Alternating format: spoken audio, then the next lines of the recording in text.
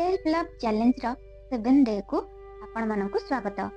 जदि आपण 7 डे पर्यंत पहुंची पारिछंती तेबे आपण मानक अभिनंदन। यह निश्चय अद्भुत। आमे एबे 11 दिन चैलेंज समाप्तिर बहुत निकट में पहुंची गलु एवं कमेंट सेक्शन में आपण माने लिखिथिबा कमेंट गुडी को आमे बहुत पसंद करूछु।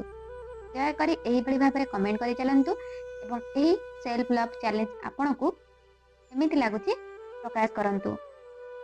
जो मैंने प्रथम थर पर एथे आसिछंती सेमानक पई कहिबाकु चाहूछु 7 डे खूब सुंदर एवं डे 6 सह यार सीधा सड़क संपर्क नाही, तेणु आपण कोनोसी असुविधा पड़िबे नाही। आजिर चैलेंज आपण सीधा सड़क करि परिबे, किंतु जदि आपण पूर्वरु थिबा 6 वीडियो देखि सेही 6 दिनर चैलेंज समाप्त करि नेबे तेबे यार आहुरी भल फल मिलिबो। खाली प्रत्येक वीडियो को एकाथरे देखंतु नाही, गुटी गुटी करी असाइनमेंट करी को चैलेंज रे करंतु।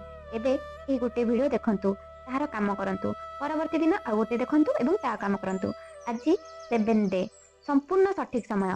जदि आपण चाहूचंती तेबे प्रथमे सेही 6 दिन समाप्त करी परे एही वीडियो को आसंतु, किंतु एबे पई धरि नेबे आपण 7 डे रे अछंती। आरंभ करबा पूर्वरु जो माने मते जानि नाहंती मु नंदाकिनी स्वागत करूची आपनको माइंड मैजिक ओडिया चैनल को। एही चैनल ले आपण लव, अट्रैक्शन, स्पिरिचुअलिटी, प्रत्येक मोटिवेशनल वीडियो केमिति आपण लाइफ रे आगु को बढ़ी परिबे सेही संबंधित वीडियो पाई परिबे। सेल्फ लव चैलेंज रो 7 डे रे आमे गोटे सहज किंतु बहुत शक्तिशाली विषय शिखिबाकू जाउछु। यह सहज हेले मध्य अनेकक पई यह गोटे चैलेंज हे पारे। एबा आसंतु बुझिबा 7 डे रो चैलेंज कोन। आज हमको कोन करबाकू हेबो। गत 6 डे रो चैलेंज रे आमे निजको क्षमा करिथिले, समस्त अभियोग, दोष, अभिमान सब हटिगला। जदि आपण सेही अभ्यास करिथिबे तेबे आपण एबे हल्का अनुभव करिवे।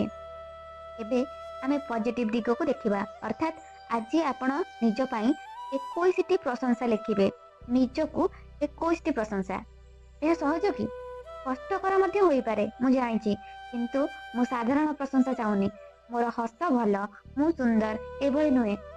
मते दरकार भल, सत्य एवं गभीर प्रशंसा। जेमिति मु गोटे भल कम्युनिकेटर, मु लोक मानकर जत्न निये, मु गोटे सहानुभूतिशील मनीष। प्रशंसा को खूब भल भाबरे विस्तार रे लिखिबाकू हेबो। जेमिति आपण काहाकू सुंदर भाबरे प्रशंसा करंती सेही बळी भाबरे निजको प्रशंसा करंतु। प्रत्येक प्रशंसा कम रे कम 2टी लाइन हेबा दरकार, केवल कहिबे नाही, लिखिबा जरूरी। जेमिति उदाहरण देखंतु, मु गोटे सहानुभूतिशील व्यक्ति, मु लोक मानक कथा ध्यान दे सुने, सेमानकर दुख को अनुभव करे एवं केतेबे तांको पई मो आखिरु लुह मध्य बाहरी जाए। एही बळी भाबरे प्रशंसा को युक्ति सह लेखंतु। एबे मु कहूची आपण मध्य निजको प्रशंसा करंतु एवं आमको मध्य टिके प्रशंसा दियंतु। वीडियो तळे थिबा लाइक बटन को दबांतु। यह माध्यम रे आपणकर प्रशंसा आम पाखक पहुंचीबो। एही वीडियो को अति कम रे 3 जण सांगक सहित शेयर करंतु, जहा द्वारा सेमाने मध्य निजको भल पाइबा सिखि परिबे। चैनल को सब्सक्राइब करंतु एवं बेल आइकन को दबांतु, जहा द्वारा आपण डे 8 नोटिफिकेशन पाई परिबे, जहा आ अधिक शक्तिशाली। जति आपण डे 7 रे एते परिवर्तन अनुभव करूछंती तेबे निश्चय आपण अनुभव करथिबे प्रत्येक दिन आ अधिक शक्तिशाली हो। गोटे एग्जांपल दउची, जणे महिला कहूतिले जे से खूब सुंदर देखा जाती एवं से मेकअप बहुत भल करि पारंती। से निज पई लिखिथिले जे से निज मेकअप करिबारे बहुत दक्ष। से आईलाइनर बहुत भल भाबरे लगाई पारंती। से एहा मध्ये कहिथिले जे चलनशील गाड़ी रे बसिथिबा बेले मध्ये से आईलाइनर लगाई पारंती। ओ एहा त आश्चर्यजनक। जेतेबेले तांकर स्वामी गाड़ी चलाउथांती से समय रे मध्ये से आईलाइनर लगाई पारंती। एहा सत्य को कहिले खूब कष्टकर। मो पई तो गाड़ी रहिला परे समय मध्ये बहुत कष्टकर, किंतु तांको पई एटा सहज थिला। से एहा लिखिथिले जे से मेकअप करिबारे भल। मते लागुची आज किछि झियो एहा चेष्टा करिवे। से निज पई मेकअप करिबारे खूब अद्भुत एवं बहुत शीघ्र सुंदर और स्मूथ भाबरे आईलाइनर लगाई पारंती।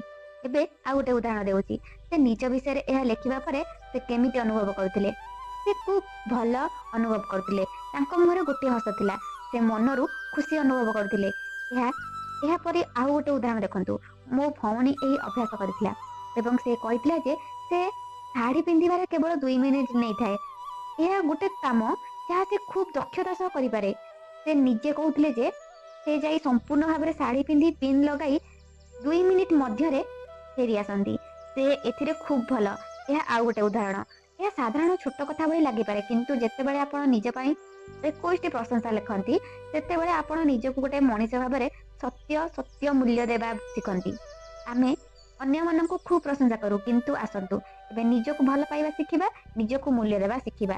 ଏବଂ ସେଥିପାଇଁ એકમાત્ર ଉପାୟ ହେଉଛି ସତ୍ୟ ଓ ହୃଦୟରୁ ନିଜକୁ ପ୍ରଶଂସା କରିବା। 21ଟି ଭିନ୍ନ ଭିନ୍ନ ପ୍ରଶଂସା, ସବୁ ଗଭୀର ଓ ସତ୍ୟ ହେବା ଦରକାର। ଦୟାକରି ଏହା ଏବେ କରନ୍ତୁ। ସମ୍ଭବ ହେଲେ ଏହାକୁ ଗୋଟେ ନୋଟ୍ ପ୍ୟାଡରେ ଲେଖନ୍ତୁ। ଯଦି ଆପଣ ଚାହୁଁଛନ୍ତି ତେବେ ଆମ ସହିତ ଏହାକୁ ସେୟାର କରନ୍ତୁ କମେଣ୍ଟ ମାଧ୍ୟମରେ। ଏହି ଅଭ୍ୟାସ କରିବା ପରେ ଆପଣ କେମିତି ଅନୁଭବ କଲେ ତାହା ଆମକୁ କୁହନ୍ତୁ। ଏବଂ ଯେତେବେଳେ ଆପଣ ଏହି ଭିଡ଼ିଓକୁ ଆପଣଙ୍କ ସାଙ୍ଗମାନଙ୍କ ସହିତ ସେୟାର କରିବେ, ସେମାନଙ୍କୁ ମଧ୍ୟ ନିଜକୁ ଭଲ ପାଇବାର ଶକ୍ତି ବିଷୟରେ ଜଣାପଡ଼ିଯିବ। ଏବେ ଦେଖାହେବା ଆଗାମୀ ଭିଡ଼ିଓରେ। ଧନ୍ୟବାଦ। ଜୟ ସିୟାରାମ।